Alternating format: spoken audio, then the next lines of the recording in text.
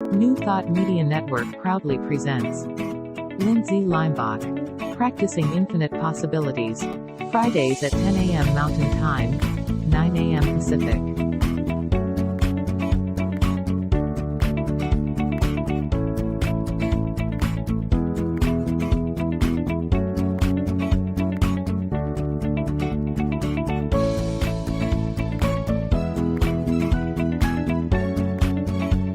And now, here's Lindsay. Good morning, everyone. Welcome to PIP. I'm so glad you're here. If you are on the West Coast, maybe you're sharing some coffee with me. If you're on the East Coast, maybe you're having your lunch break with me. And if you're in the middle, hopefully you're just having a break. I'm so excited to bring Lissa Coffey to PIP. Practicing Infinite Possibilities is PIP. And Lissa Coffey, I've known her for over 20 years. She has done everything. And how has she done it? Really from this downloading from the higher spirit. She has written over 15 books. She has done the whole Bhagavad Gita in English rhyming verse. How in the world does someone do that? I don't know. She's written fables. She has parent books on how to wake up. I mean, so many things. She also is friends and has worked with the Deepak Chopra Center. She is a meditation teacher and licensed through Deepak Chopra. Ayurvedic specialist, so she understands like the different energies that we can get into. How does one woman do that? That is the infinite possibilities, and that's why I brought Lissa here. So let me go ahead and bring her in to our stream. Welcome. Good morning. Gosh, Lissa, you are amazing. Say you are amazing. It's so nice to see your beautiful face. And it's so nice to see yours. Now, Lissa, I really thought about it. You know, you're my second guest in my series of PIP. And I was like, the name of my show is Practicing Infinite Possibilities. Practicing Infinite Possibilities. And since I've met you, you're always what I call downloading. Infinite possibilities. You don't see the world as like there's a glass ceiling on the box. You break through that glass ceiling, and you really do it through thought and meditation and awareness and practice. And so, you know, tell us a little bit about how do you do so much and where does it come from? I know that's a big question, but that's what I really want to start with.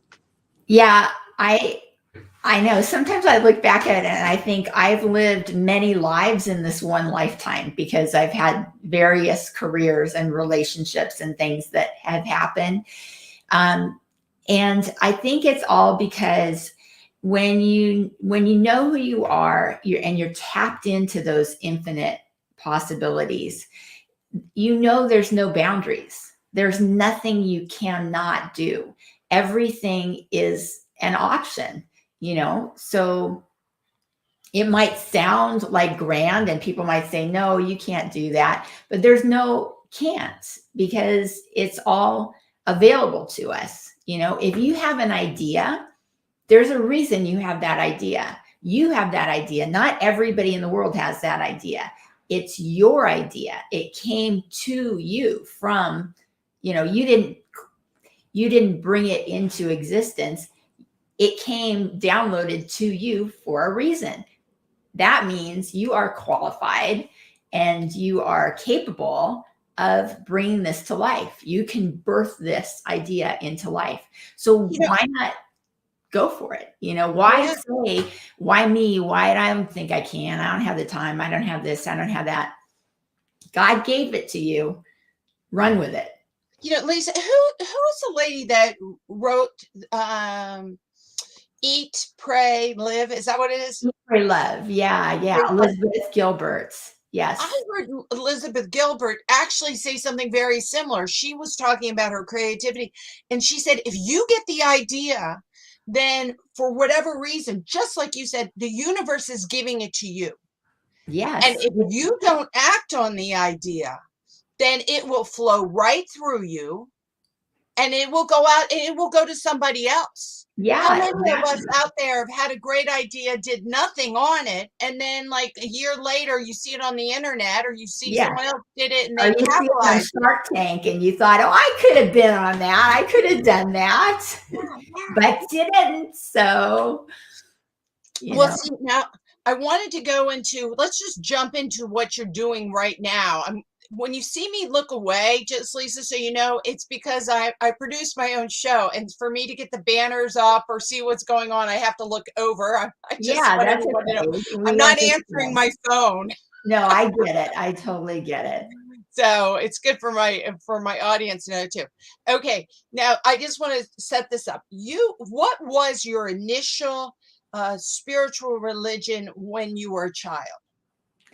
Well, nothing is the short answer. But my mom had a Lutheran background only because her parents and grandparents came from Germany. So there was kind of a Lutheran background there. My father's parents came from Yugoslavia at the time, now Croatia. They had a Catholic background. So neither of them were religious at all. Maybe on Easter or Christmas, we might go to church, but that was kind of it. There was no spiritual practice, no thought about saying prayers before bed, none of that, none of that. I think my first kind of introduction to a religious practice was when I was in elementary school. I had just, my parents were divorced. I had just changed schools. I was in the 5th grade. And I had this friend, Catherine Cordell, and I told her this too at one of our high school reunions, that she really opened up my life because she belonged to a student activity group at her church. So it was a Lutheran church, and it was like on Thursday nights, and you just go and you kind of socialize and you have activities, but they like pray before and pray after, and they talk about God. And I was like, this is so great. I can think of God like a friend, like a part of our community, and then I started really having a relationship with God. And then I found these books by Helen Steiner Rice, and she was a Christian poet basically, and she wrote poems about God. And then I subscribed to Guidepost magazine, and I was doing all of this as a kid. Okay, as I don't know if my mom even knew I was doing this stuff, but I was, as soon as I turned 16, I got a job and had my own money, and I started doing this, and this is what I wanted to do. So I always had some kind of a spiritual pull towards me. I want to go to that word pull, because the idea is, because I want us to jump into that. You had nothing, and then you had that pull, or this magnetized, these thoughts, these ideas, being creative or spiritual ideas, and you were recognizing and acting on them. Like I say, how do you do 15 books? Well, how did you find spirituality as a child? Is that when it came into your mind, you put the effort, the practice in to say, hey, I have an idea, or I feel like I'm meant to have a relationship. And so then you subscribed, you showed up to the groups, you did it. You didn't just let it pass by you. When universe is speaking, or when your heart mind is speaking, you took it. Yeah. You took it. And I think that's kind of key for people to know, is when something feels good and feels right, move towards that, because that is your dharma, your purpose, kind of pulling you, saying you're on the right path. So now we're going to make it really nice for you, so you're going to enjoy it, not to say that it's not a rocky road. Everyone walks a rocky road. Those are times when we're tested, and when our faith is tested, and when we see, is it really worth it? But every time we get over those hurdles, we say, yes, it's really worth it. And then you know you're in your Dharma. I love that. And I just want to bring it back. In the past, I've taught a lot about the brain. And I've talked about this filter system called the RAS. I just threw it up here for people to see it, to remind them, reticular activating system. And it's when you get this idea of what is important. And if you put it into your brain, it starts to be part of your filter system. So if you say God is important, or creativity is important, or kindness is important, like you're saying, then the brain will put it into this filter system, and it'll keep looking for the possible, infinite possibilities to allow it to grow. So your brain is the tool that you use to manifest incredible things. And so use your ass. So you said God is important, Yes. spirituality is important, and therefore you magnetized it, and you kept seeing it and seeing it. Well, I'm going to jump ahead. We could talk for days, but I want to make sure that we get to where I want to show people, which is the incredible amount of work. You went from nothing to then having an experience with God through Lutheran. Then I know you, I met you at a New Thought church in Westlake. Yes. Shout out to Dr. Rev Sue Rubin, who Yes. was our teacher. We love you. And I Yes. know you actually talk and see her quite often. And she performed our marriage ceremony with me and Greg. Yeah. And we both just love her. And so we're sending her lots of love right now. And then you also got into understanding some Buddhism from Reverend Kusala, who actually is a Buddhist monk in Koreatown in LA, and he's going to be our speaker next week. So I'm excited to have the Buddhist influence. That's awesome. Then you also got to know Deepak Chopra and Ayurvedic, and then you kept getting drawn into Ayurvedic and allowing that to channel. And ultimately, I'm going to jump a little bit.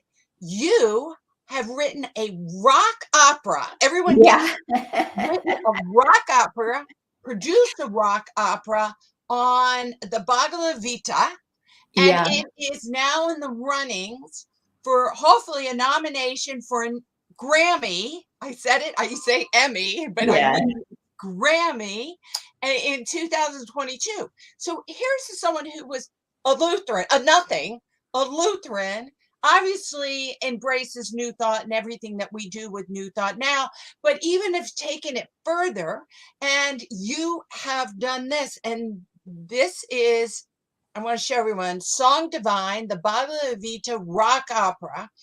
It is amazing. It actually has been on some of the top charts of New Age. How in the world did this little girl from Northern California, not brought up in any kind of Eastern philosophy? And not brought up in the entertainment world either. I got into the whole television and music and everything without any background in that, really. But I think we all have these past life things that influence us, right? So maybe in a past life I was something because somehow I knew how to write songs, and that's what I did. You didn't go to college for music? No, I was a sociology major. It is amazing. And now you've written an album that's running for a Grammy. Yeah. And the other key, though, is you surround yourself with good people. So my writing partner on this, Vito Grigoli, he's like, music is his thing, so I really relied on him. But, when I used to go to my Vedanta classes with Swami Sarvadevananda, he would tell us we need to memorize these verses of the Gita. And I'm like, these are great verses and I want to memorize them, but it was kind of difficult because of the Sanskrit. And then when you translate it, it's just not the same. And it's like, does this even make sense? And you got to analyze it. And I thought, I just want to put it in plain English so I can understand. And since I had a kids record label after my kids were born, I had practiced writing songs, right? So I kind of knew how to do it. I thought, I want to turn this into music. So first came the book, then came the album. And we did every chapter as a song. And Vito and I worked together on it for 3 years through the pandemic. He moved twice, I moved twice. You know, we worked really hard to try to find just the right people who were the perfect voices for these characters of Krishna and Arjuna, who are so iconic, and they say these, you know, sacred words. This is the Bhagavad Gita is like the Bible, you know, it's the second best-selling book and the second most translated book after the Bible. And it's worldwide, you know, so I didn't want to blow it. And I totally asked my Swami for his blessing, and he loved what we were doing. So he said, keep going, keep going. So I was encouraged in that way.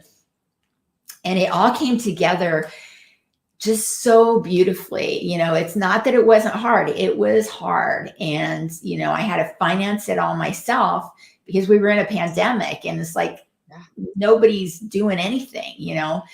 We worked it out, and I just feel like this project is the culmination of all my life experiences channeled into this one. Like this is my purpose. At 61 years old, I'm finally doing everything I learned to do. It all led up to this.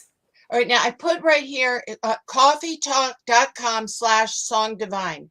That's going to take you to your website. It'll take you to the album. Is there some, they can download some of the music there?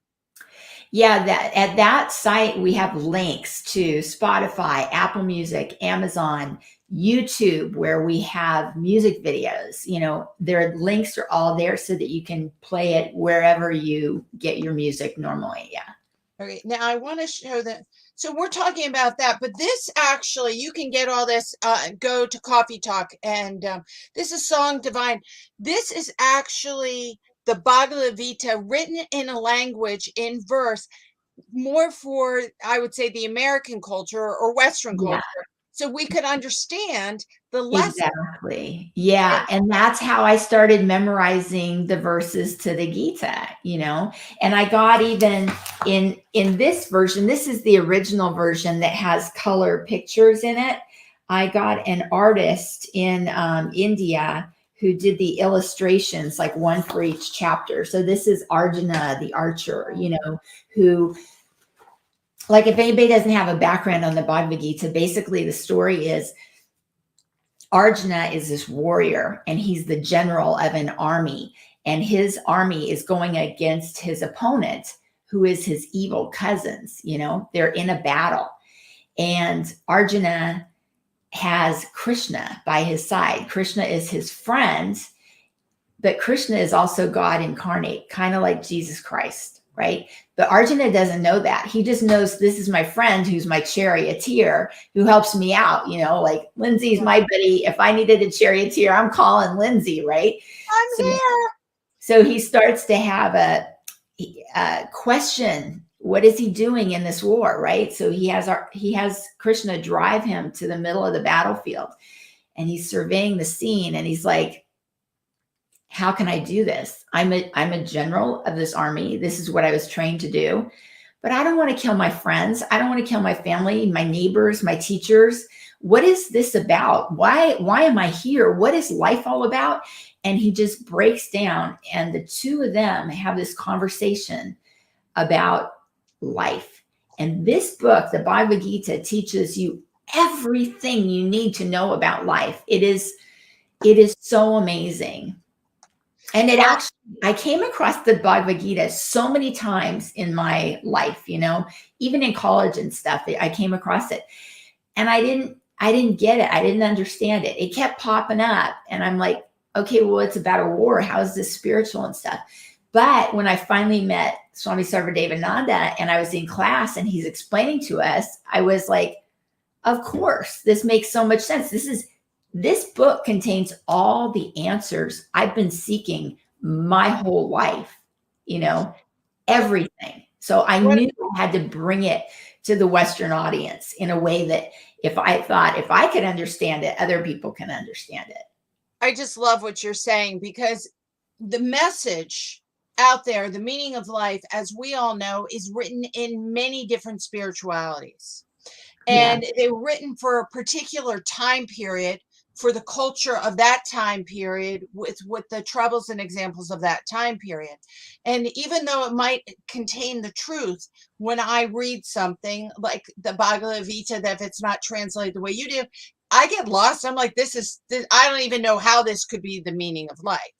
But Right. when we can translate these into this time period that we have, we're on Zoom. The world is so much smaller. We have McDonald's, and we have air conditioning, and we have world hunger that we know about. There's so many things that we have to understand. So we can get the messages from all different religions, all different spiritualities, because the meaning of life is the truth. It's the truth as we know it. And what I love so much is that you've brought the meaning from this culture that really could resonate with a lot of us if we could understand the language. But you also are the living example of what we understand of thought, that you get downloads, girlfriends. I've seen you. You lay out these.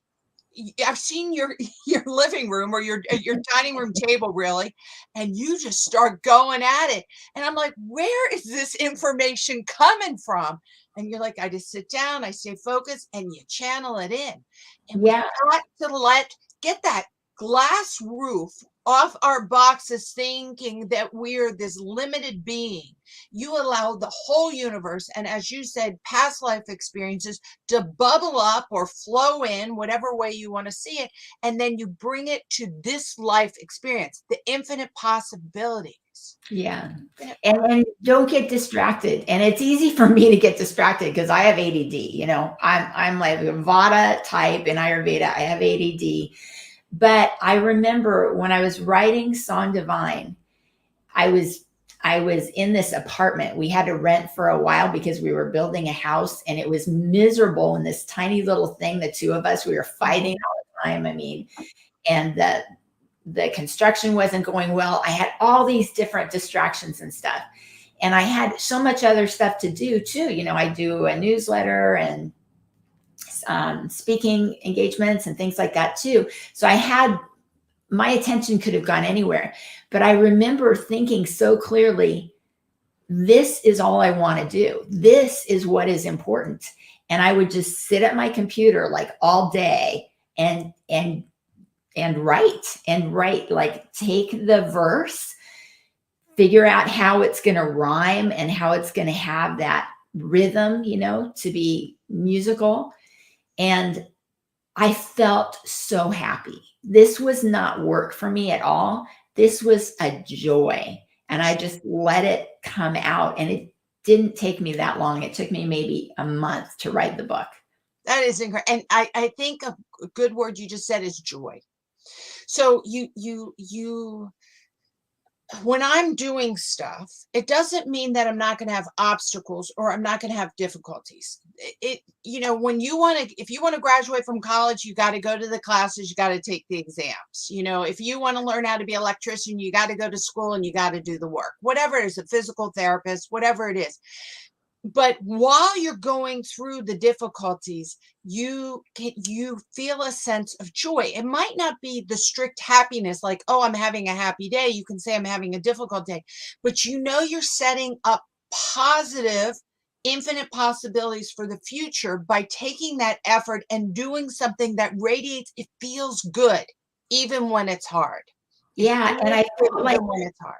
I felt like I was learning at the same time. Like I was growing as a person by doing this, and it just felt right, and I thought, okay, this is the priority right now. All this other stuff is still going to be there when I'm done.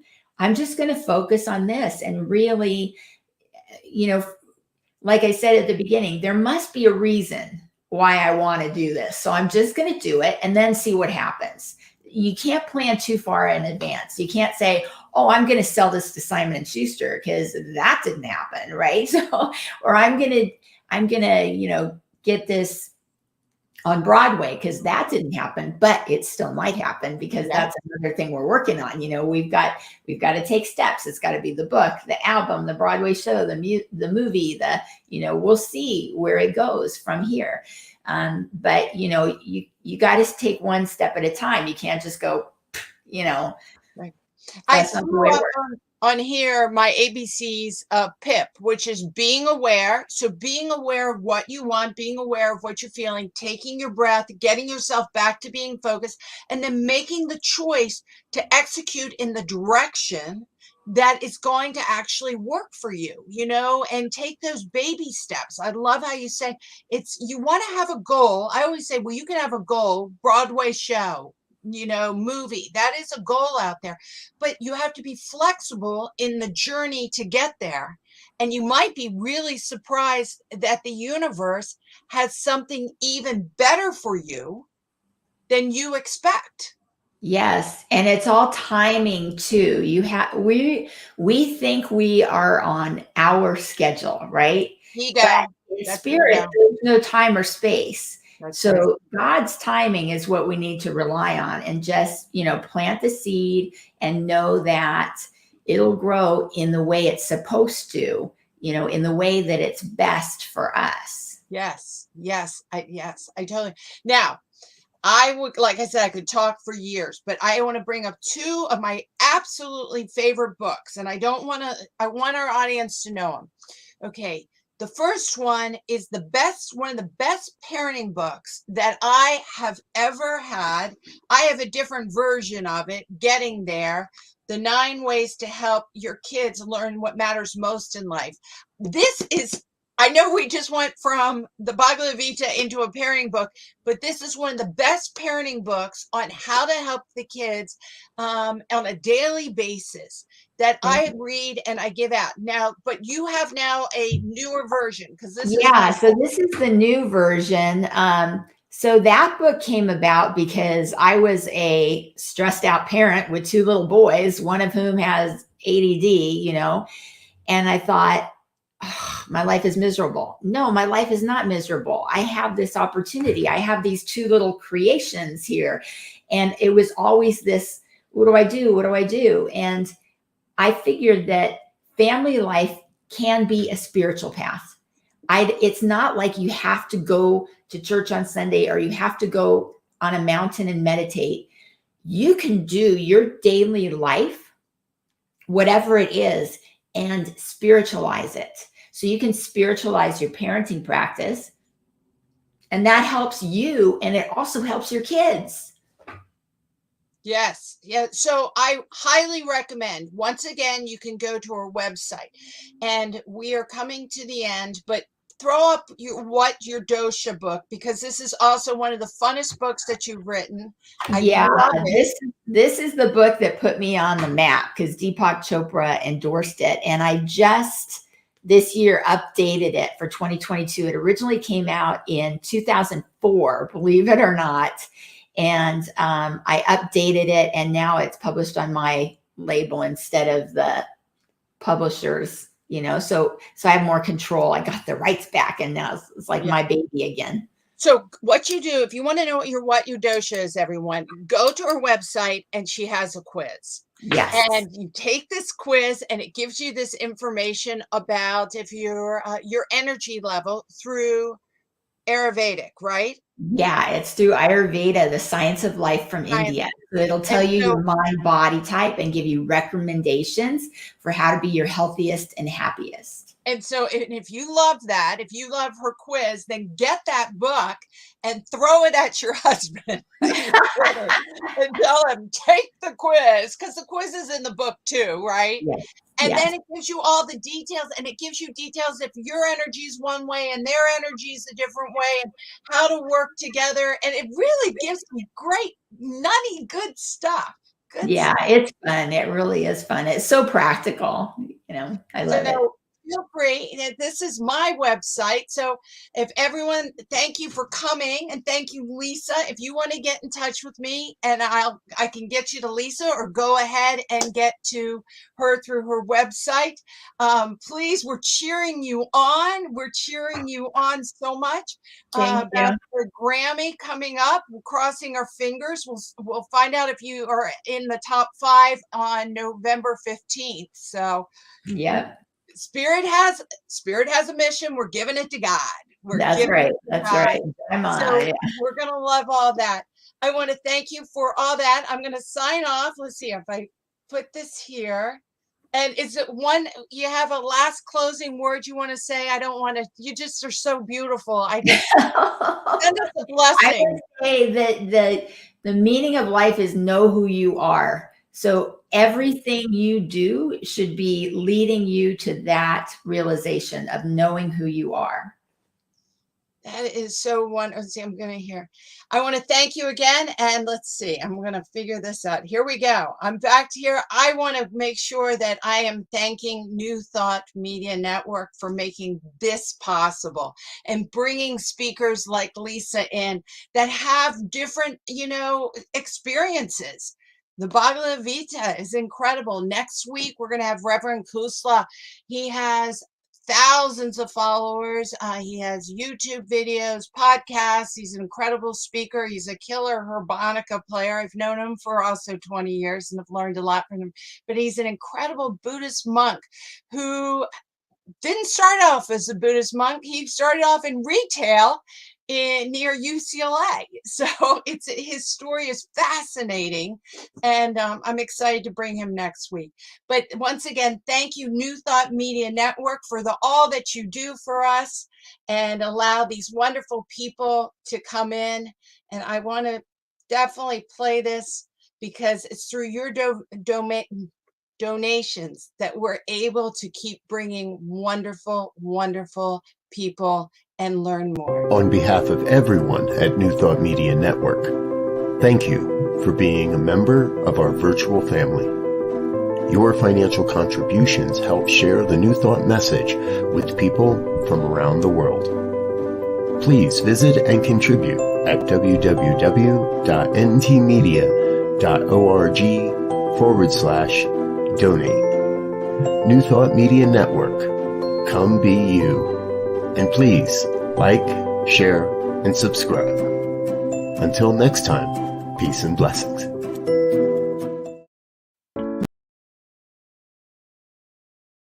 New Thought Media Network proudly presents Lindsay Leimbach.